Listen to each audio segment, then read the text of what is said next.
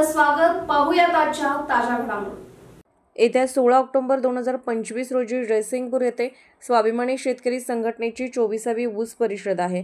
या ऊस परिषदेत माजी खासदार राजू शेट्टी यांनी जो दर ठरवतील तोच दर कारखानदारांनी द्यावा लागणार. यासाठी कारखानदारांनी ऊस दर ठरवून मगच कारखाना प्रारंभ करावा. महाराष्ट्राप्रमाणेच कर्नाटकातील बेळगाव जिल्ह्यातही तोच दर मिळणे गरजेचे आहे. त्यासाठी साखर मंत्री शिवानंद पाटील यांनी माजी खासदार राजू शेट्टी यांची भेट घेऊन या दराबाबत तोडगा काढावा, अन्यथा बेळगाव जिल्ह्यातील एकही साखर कारखाना सुरू करू देणार नाही असा इशारा स्वाभिमानी शेतकरी संघटना व कर्नाटक राज्य रयत संघ यांच्या संयुक्त विद्यमाने आयोजित पत्रकार बैठकीत शेतकरी नेते तात्यासाहेब बसनावर यांनी दिले. बोरगाव येथील वजन काटा येथे पत्रकार बैठकीचे आयोजन करण्यात आले होते. कर्नाटक रयत संघाचे उत्तर कर्नाटक राज्य गौरव अध्यक्ष दरिखान आज्जा म्हणाले, सन 2024-25 या हंगामातील शेतकऱ्यांचा दुसरा हप्ता सुमारे 500 रुपये येणे बाकी आहे. गेल्या हंगामात बेळगाव जिल्ह्यातील साखर कारखानदारांनी 2800 ते 3000 रुपये प्रमाणे प्रति टनास दर दिले. मात्र अजूनही दुसरा हप्ता येणे बाकी आहे. याबाबत आपण सर्व शेतकऱ्यांना घेऊन साखर मंत्री शिवानंद पाटील यांची भेट घेतली होती. बिल देण्याबाबत त्यांनी आश्वासन दिले होते, मात्र अजूनही बिल शेतकऱ्यांच्या खात्यात जमा झालेले नाही. यावर्षीचीही चालू हंगामातील दर ठरवूनच साखर कारखान्यांना परवानगी द्यावी, अन्यथा कारखाना स्थळावर जाऊन आपण आंदोलन करू. यास सरकारच जबाबदार राहणार आहे. अतिवृष्टी व महापुरामुळे शेतकऱ्याचं मोठं नुकसान झालं आहे. साखर मंत्री शिवानंद पाटील यांनी याचा विचार करणे गरजेचे आहे. दराबाबत तोडगा काढूनच साखर कारखान्यांना परवानगी द्यावी. जिल्ह्यातील कोणतेच कारखानदार कारखाना प्रारंभ करू नये, अन्यथा त्या ठिकाणी तोडफोड झाल्यास आम्ही जबाबदार राहणार नाही असे सांगितले. शेतकरी नेते रमेश पाटील म्हणाले, येत्या 16 ऑक्टोबर रोजी जयसिंगपूर येथे 24वी ऊस परिषद आहे. या पार्श्वभूमीवर चिकोडी जिल्ह्यात 4 ठिकाणी राजू शेट्टी यांची सभा होणार आहे. या सभेत सर्वांनी उपस्थित राहण्याचे आवाहन केले. निपाणी तालुका रयत संघाचे अध्यक्ष बंटी पाटील म्हणाले, ऊस दर जाहीर झाल्या विना कोणतेही शेतकरी कुठल्याच कारखान्याला दर देऊ नये व कारखानदारांनी ऊस दर जाहीर करूनच हंगाम सुरू करावा. ऊस पीक परिषदेच्या पार्श्वभूमीवर आपल्या चिकोडी जिल्ह्यात वेगवेगळ्या ठिकाणी शेतकऱ्यांची माजी खासदार राजू शेट्टी यांची सभा होणार आहे. या सभेत सर्वच शेतकऱ्यांनी उपस्थित राहावे असे सांगितले. पत्रकार बैठकीस रमेश मालगावे, पंकज तिपणावर, शीतल बाघी, तात्यासाहेब केस्ते, राजू खिचडे, शिवगौडा पाटील, धन्यकुमार चौगले, डॉ. बापू हंपणावर, अभय पाटील, पोपट शेमनेवाडी, राजगोंडा पाटील यांच्यासह स्वाभिमानी संघटनेचे व रयत संघाचे पदाधिकारी व कार्यकर्ते उपस्थित होते. SB न्यूजसाठी बोरगावहून मुख्य संपादक शिवाजी भोरे. स्वाभिमानी शेतकरी संघटना उद्या येणाऱ्या 16 तारखेला स्वाभिमानी शेतकरी संघटनेचे अध्यक्ष राजू शेट्टी यांनी 16 तारखेला एक ऊस परिषद घेतले आहेत. त्या परिषदेसाठी आमच्या कर्नाटकात सीमा भागातून चिकोडी जिल्हा कंप्लीट चिकोडी जिल्हा एक आणि उत्तर कर्नाटक ह्या कंप्लीट यामध्ये 3-4 सभा घेणार आहेत. याच्यासाठी हे उत्तर कर्नाटकातून प्रत्येक तालुक्यातील शेतकरी त्यांना सपोर्ट करून त्या ऊस परिषदेला पाठिंबा देऊन त्यांनी भरघोस साथ द्यावा.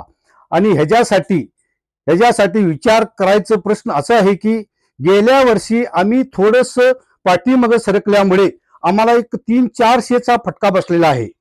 ह्या वर्षी सुद्धा तसा होऊ नये ह्याच्यासाठी आम्ही उत्तर कर्नाटकातील सर्व लोकांना सांगू इच्छितो की सर्वजण साथ देऊन पाठीमागचे आमचे बिल निघणारे दसरा व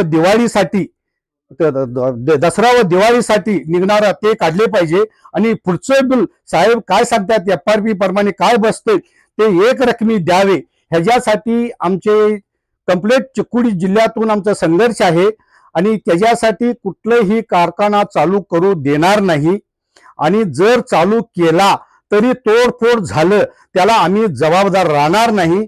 ह्याच्यासाठी शिवानंद पाटलांनी आमचे साखर आयुक्त साखर संचालक मंत्री शिवानंद पाटलांनी या शेतकरी संघटना व रयत संघ व राजू शेट्टी यांच्याशी संपर्क साधून ह्याचा तोडगा काढावा आणि मगच फॅक्टरी चालू कराव. नाहीतर ह्याचा आम्ही एक अगदी कठोर आंदोलन करून आम्ही या कर्नाटकात या वेळेला कुठलीही फॅक्टरी चालू करू देणार नाही. कोणी जरी दमदाटीने चालू केला त्यांना आम्ही तोडफोड करून त्यांचा फॅक्टरी उद्ध्वस्त केल्याशिवाय राहणार नाही, एवढं सांगून मी माझं संपवतो.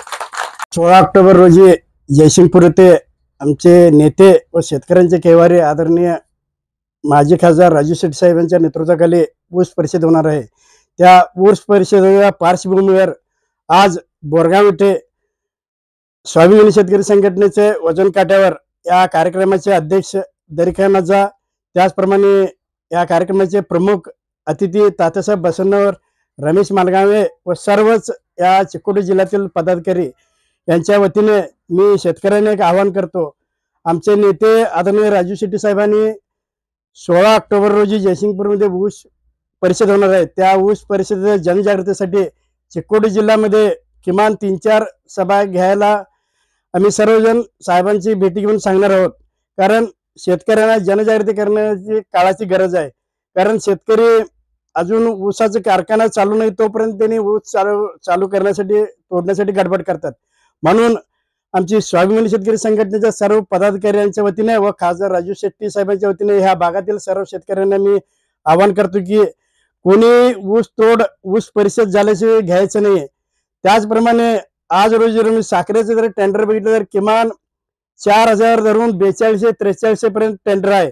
म्हणून त्या सीमा भागातील सर्व बेळगाव जिल्ह्यातील कारखानदारांनी नुसता पहिला हप्ता त्यांनी देऊन 3000च्या आसपास दिलाय. त्यांनी कोण 2800 दिलाय, कोण 2900 दिलाय, कोण 3000 पर्यंत दिलात.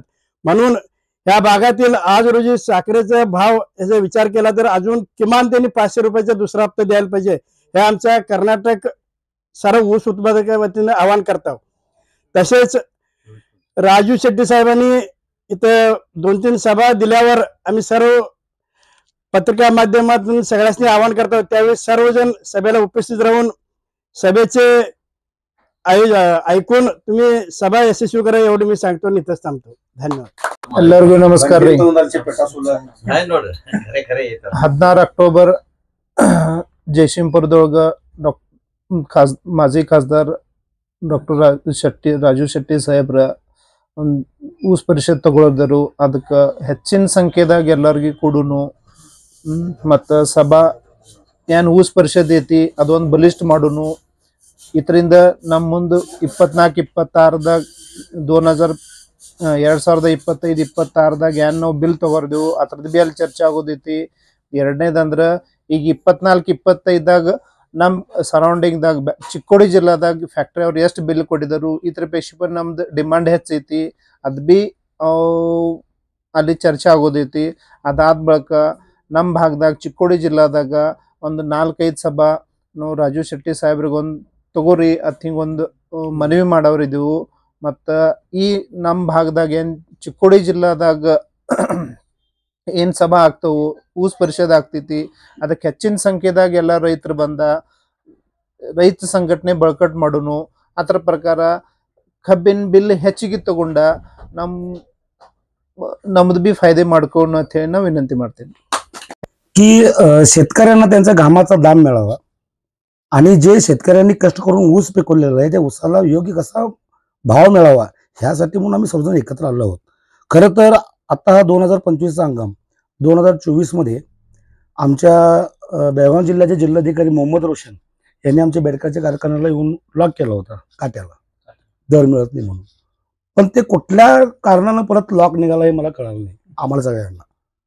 पण आत्ता जर बघितलं तर आम्हाला बेळगाव जिल्ह्याचे जे जिल्हाधिकारी मोहम्मद रोशन आहेत यांच्या माध्यमातून आमचे साखर मंत्री शिवानंद पाटील आहेत यांना घेऊन आम्ही हे संघटना आक्रमक स्वरूपात आम्हाला यावेळेला चालू करायची आहे.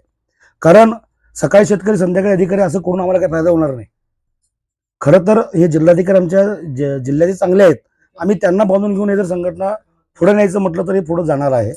अगदी त्यांच्या मार्गदर्शनानं आम्ही हा लढा एकदम आपण शासनाच्या नियमानुसार चालवायचा आहे. कारण कुठल्याही कारणानं कुठल्याही शेतकऱ्यावरती केसेस होऊ नयेत, कुठल्याही यंग मुलांच्यावरती काय दावा टोकून त्यांचं घर बर्बाद होऊ नये ह्या सगळ्या गोष्टी आम्हाला करायला पाहिजेत. कारण संघटना मोठी करत असताना कुणाचंही नुकसान होता कामा नये ह्या सगळ्या गोष्टी आम्ही बाळगायच्या आहेत आणि चांगल्या पद्धतीने आम्ही त्यांना सांगायचं आहे. नाही सांगितलं तर राजू शेट्टी साहेबांच्या सभा ह्या आमच्या जिल्ह्यात एक 10-12 होतीलच, दरेकरणाचा आहेतच, आम्ही सर्वजण आहोतच. नाही जर त्यांनी ऐकलं तर आम्ही आमच्या पद्धतीनं आंदोलन करू. एवढं बोलून मी माझ्या शब्दांना पूर्ण बनतो. ಧನ್ಯವಾದ. ಎಲ್ಲ ಈ ಭಾಗದ ರೈತರು ಕರ್ನಾಟಕ ಇರ್ಬೋದು, ಮಹಾರಾಷ್ಟ್ರ ಇರ್ಬೋದು, ಬರೋ 16 ತಾರೀಕು ರಾಜು ಶೆಟ್ಟಿ